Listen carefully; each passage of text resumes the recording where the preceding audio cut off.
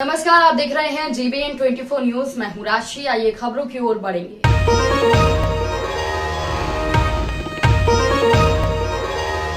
Mainpuri police को बड़ी सफलता हाथ लगी है। मैनपुरी पुलिस ने अवैध हथियार की तस्करी करने वाली और बनाने वाली फैक्ट्री का भंडाफोड़ कर फैक्ट्री के संचालक को गिरफ्तार किया है।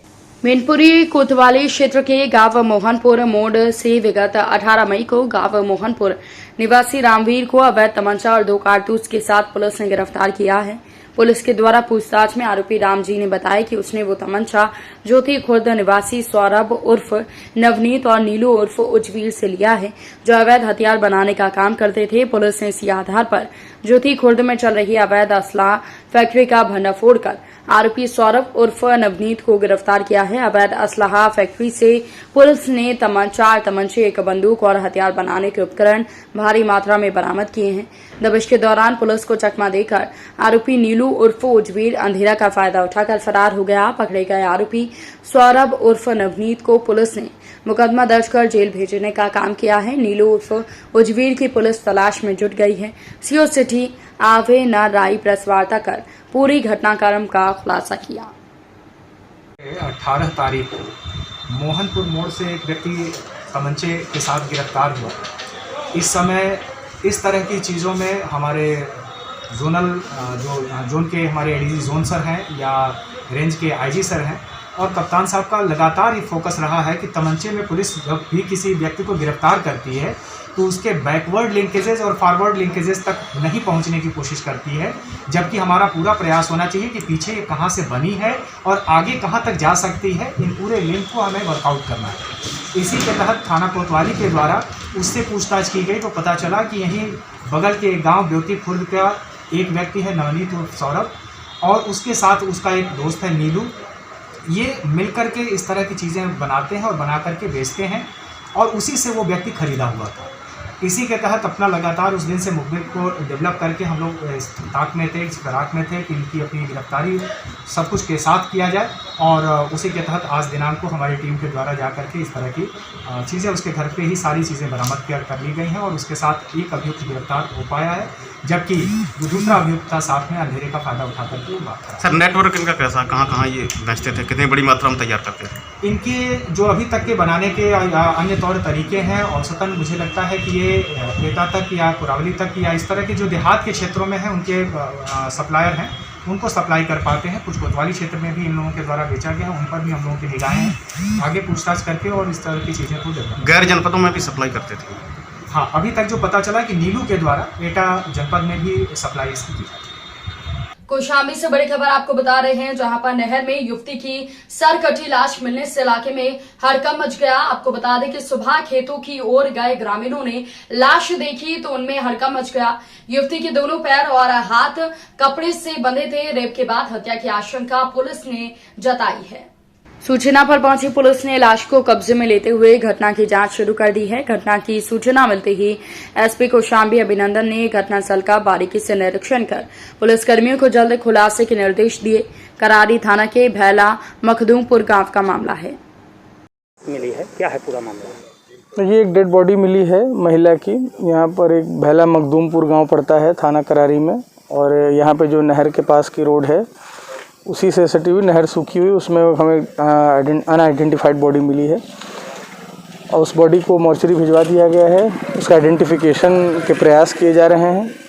जल्दी ही इसमें आइडेंटिफिकेशन करा के आगे की विधिक कार्रवाई कर रहे हैं। महिला का दोनों पैर भी बंधा है और फिर गायब है। अब इस चीज़ को हम लोग देखना पड़ेगा, इस वजह से इसकी बॉडी आइडेंटिफाई नहीं हो पा रही है फिलहाल। क्या चीज़ें हैं पूरे प्रकरण की हम लोग इसमें जांच कर रहे हैं और इन्वेस्टिगेशन के बाद जल्दी ही इसका हम लोग खुलासा करेंगे। बदायूं जनपद में बुधवार को एक सिपाही का कथित ऑडियो जमकर वायरल हुआ है। आपको बता दें कि इस ऑडियो में सिपाही ने एक युवक पर जमकर भड़ास निकाली है।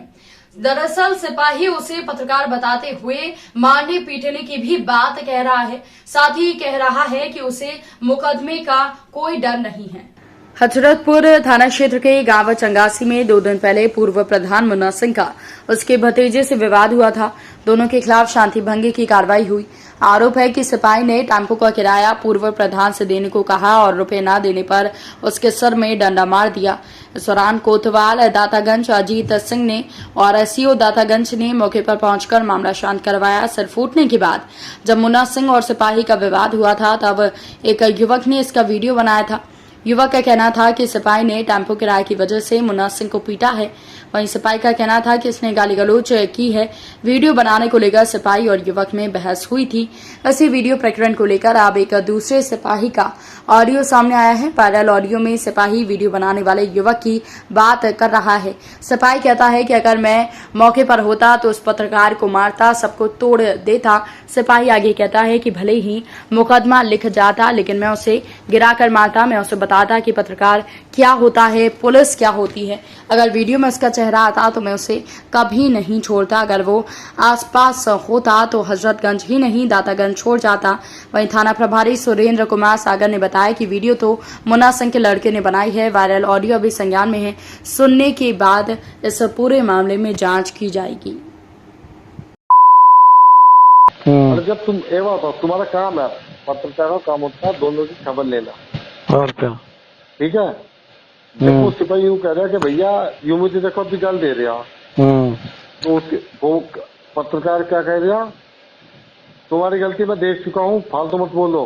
जो भाई तू को कैमरा उधर घुमाना, वो क्या कह रहा है एचएस कि भैया ईमानदारी की बात, अगर जो मैं उस टाइम पर होता मौके पर तो मैं पहले नंबर पत्रकार के ये सब तोड़ फोड़ कर देता। मैं मारता वहीं पे, मैं गिरा के मारता साले को, जो तब बाद में देखा जाता। तो मुकदमा तो फिर भी लिखा जाता, फिर भी लिखा जाता, मैं आ सकता हूँ, पर मैं मारता गिरा के ऊपर वहीं पर। उधर बताता है पुलिस क्या चीज होती, एक पत्रकारी क्या चीज होती, गलत छापना कितना दुश्मन होता। अरे ठीक है, वो देखो जब हम मान लो मैं आपको गाल दे रहा भैया, है ना, आपने मेरे 2 डंडे मार दिए, कुछ भी करा, भाई जब छप गई बात, रिकॉर्डिंग में है, डंडा ले रखा, मैं मानता हूँ डंडा ले रखा। तो जब मैंने मान लो मैंने डंडा ले रखा, तो आप मुझे गाली दे रहे हो, मैं यूँ कह रहा कि भैया देखो ये मुझे गाली दे रहे हैं, आप इनके लिए करो एक बार काम, तो कर देना चाहिए था ना। आपका फर्ज ये नहीं बनता कि हमने देख लिया, तुम बताओ, तुम्हारी गलती मैं उससे देख रहा, ये गलत बात है ना। तो बताओ, ईमानदारी की बात, उसका चेहरा नहीं आया वीडियो में, नहीं मैं उस पत्रकार को कभी नहीं छोड़ता। यहाँ पत्रकार चेहरा कैसे आया? वो तो सामने रखता है ना कैमरा अपना, सामने रखता, लेकिन सिपाही ने नहीं, सिपाही के पास होता सिपाही बनाता कोई। हाँ, सिपाही चूत था, उसकी वीडियो बनाता ना पत्रकार की, तो फिर हम बताते बाद में, देखो हम क्या चीज है, तो हम बताते वो आदत को नहीं, वो दातागंज छोड़ के भाग था, हम बताते सर ये ठीक नहीं होता। देखो झूठी खबर छापना या वो करना, ठीक है भाई, देखो उनने मारा, उसके हाथ में डंडा, आंदोलन का कि उसने मार रही, जब उसके हाथ में डंडा तुमने हमें दिखा दिया, हमने आपसे कही थी भैया उसका कोई भी ऐसा जब जाता है मुल्जिम लेकर तो वो डंडा लेकर नहीं जाता, हमने आपसे ये बात बोली है। लेकिन होमगार्ड वहाँ के रहने वाला है, तो वो बेचारा उसकी ड्यूटी लगा दी, तो वो हाथ में डंडा लेकर चला गया। हम तो ये मानते हैं कि हमारे सिपाही ने डंडा ले लिया होगा, बात ही है हाथ में डराने के लिए हो या मार भी दिए हो, हम इस बात को भी नहीं करते, लेकिन हम उस बात को करें कि जब वो यूँ कर रहा है कि गाल दे रहा है और हम सुन भी रहे, तुमने वीडियो में देखो, वीडियो में सुन रहे हैं हम, तो पत्रकार को तुरंत उधर के लोग मुंह कर देना चाहिए था अपने कैमरा का लाइट दिखाने के लिए, गाल दे रहा है नहीं दे रहा, और वो गाल दे रहा है आवाज आ रही, तो भैया ये कौन सा इंसाफ है तुम्हारा, बताओ हमका।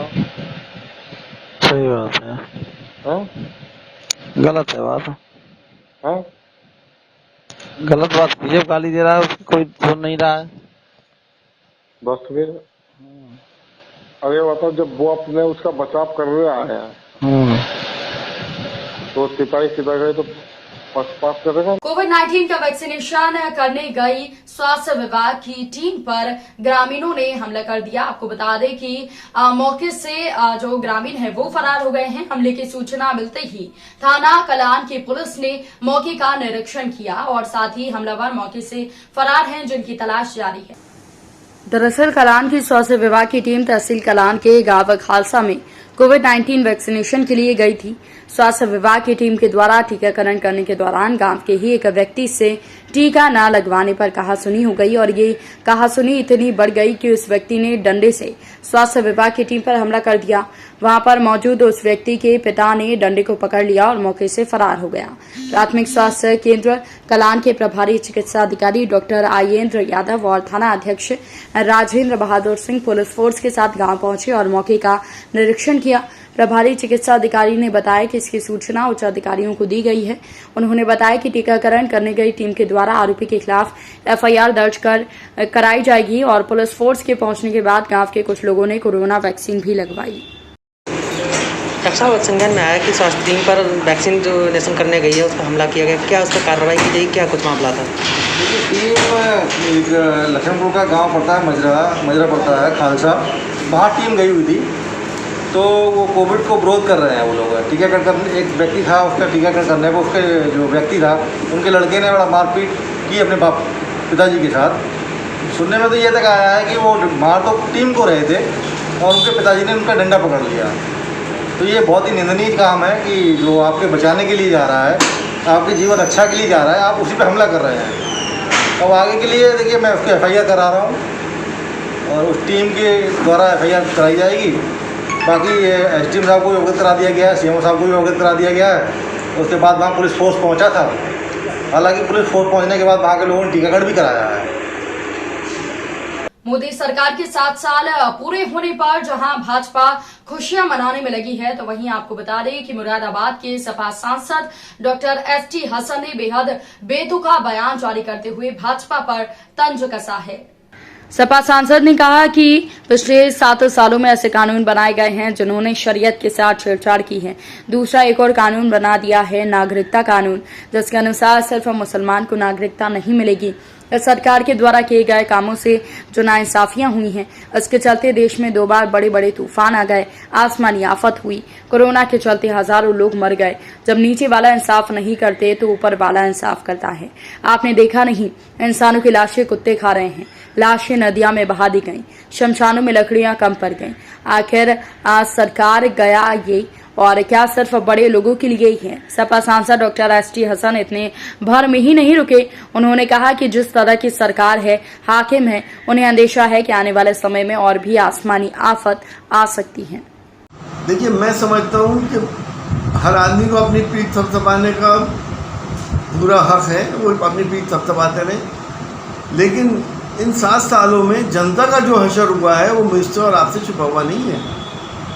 जिस तरह से नाइंसाफ़ियाँ हुई हैं 7 सालों के अंदर, जिस तरह से डिस्क्रिमिनेशन हुआ है मासेस के बीच में, चाहे वो नौकरियों का मामला हो, चाहे लाइसेंसेस का मामला हो, चाहे और भी बहुत से मामलात हों, कि उसके अंदर जितनी भी नाइंसाफ़ियाँ हुई हैं, चाहे ऐसे कानून बना दिए गए हों जिसमें शरीयत के अंदर मदाखलतें हुई हों, चाहे ऐसा कानून बना दिया गया हो जिसमें दुनिया के सबसे बड़े लोकतंत्र में पर्टिकुलरली एक कम्युनिटी को कह दिया गया कि उनको नागरिकता नहीं मिलेगी, यानी कि मुसलमान को नागरिकता नहीं मिलेगी, बाकी सबको मिल जाएगी। तो ये जो नाइंसाफ़ियाँ हुई हैं उसकी एवज़ में आपने देखा कि हमारे देश के अंदर आसमानी आफतें कितनी आ रही हैं। 10-10 दिन में 2-2 तूफ़ान आ गए। हमने देखा है कि कोरोना के अंदर गरीब आदमी का क्या हशर हुआ है। हमने उस गरीब को देखा है जो अब 2 जून की रोटी लिए पटरियों को ऊपर जा रहे थे और उनकी लाशों के टुकड़े हमने देखे हैं। सर, ये तो प्राकृतिक आपदा है, इसमें बीजेपी का क्या दोष है सर? देखिए, हम और आप और चाहे हिंदुस्तान के ज़्यादातर 99% लोग ये मानते हैं, हम सब धार्मिक लोग हैं, हम ये मानते हैं कि दुनिया का चलाने वाला और दुनिया में इंसाफ करने वाला कोई और है। अगर ज़मीन वाले जब इंसाफ नहीं करते तो आसमान वाला इंसाफ करता है, और जब वो इंसाफ करता है तो उसमें इफ़ एंड बट नहीं हुआ करता। आपने देखा नहीं पिछले दिनों क्या हुआ है, लाशों की कितनी बेहुरमती हुई है, कुत्तों को लाशें खानी पड़ गई, दरिया में बहा दी गई। आपने देखा नहीं कि शमशान घाटों में लकड़ी तक नहीं मुहैया कराई गई। आखिर कौन सी सरकार है ये? क्या सिर्फ बड़े लोगों की है? मल्टी मिलियनर्स की सरकार है, गरीब का कोई हक नहीं है यहाँ पर। ये गरीब भी उसी ने पैदा किया है जिसको अमीर को जिसने पैदा किया है, मालिक सबका एक है। तो बीजेपी ने गरीबों की मदद करने के लिए 1,000 रुपये मजदूर को भी भत्ता दे रही है, फ्री राशन दे रही है, ज़मीनी स्तर पे काम कर रही है, ये बीजेपी का कहना है। 7 साल की सरकार उनकी कामयाब सरकार रही है। कितनों को मिल रहा है? मैं तो आपसे ही पूछता हूँ, आपके आसपास किसी को मिला? और जो मेरी बात सुन रहे हैं वो बता दें कितनों को मिल गया। हवाई बातें, जुमलेबाजी करना और झूठ बोलना एक आदत सी पड़ गई है। हकीकत, ज़मीनी हकीकत हम सबको मालूम है। एक वक्त की रोटी मिल जाती है तो अगर दूसरे वक्त फाके हो रहे हैं लोग। वो ज़मीनी हकीकतों को सरकार को देखना चाहिए। जो बेवाएँ हो गई, जो यतीम हो गए, जिनके घर से कमाने वाला चला गया, जिसके घर का चिराग उजड़ गया, उसको पूछने वाला कोई है आज? डॉक्टर साहब, आपसे लास्ट सवाल है। मुरादाबाद में 5 प्लांट ऑक्सीजन के लगने जा रही है और बीजेपी की देन है, क्या कहेंगे? अभी तक क्यों नहीं लगे थे? 21वीं सदी के भारत में जब दुनिया कहाँ से कहाँ जा रही है, क्या ये हमारे और आपके लिए शर्म की बात नहीं है कि हज़ारों लोग ऑक्सीजन की कमी की वजह से तड़प तड़प के मर गए? किसी और मुल्क के बारे में आपने सुना है सर? ये सिलेंडर की मारामारी हो रही है। अगर कोई अपने बाप के लिए सिलेंडर लेके आया तो कोई दूसरा उसका सिलेंडर छीने लिए जा रहा है कि मुझे अपनी बीवी को लगाना है। कभी सुना है आपने? ये सब कुछ हुआ। सरकार के कान पे जूं नहीं रहेंगी। अब लगा रहे हैं, लगने चाहिए, बेड बढ़ने चाहिए, ICU बढ़ने चाहिए। न मालूम कब कैसी महामारी आ जाए, क्योंकि जो हालात हैं देश के और जो हाकिम है इस देश के, उन फिलहाल के लिए इस बुलेटिन में इतना ही। खबरों की अपडेट्स के लिए आप बने रहिए GBN 24 न्यूज के साथ। नमस्कार।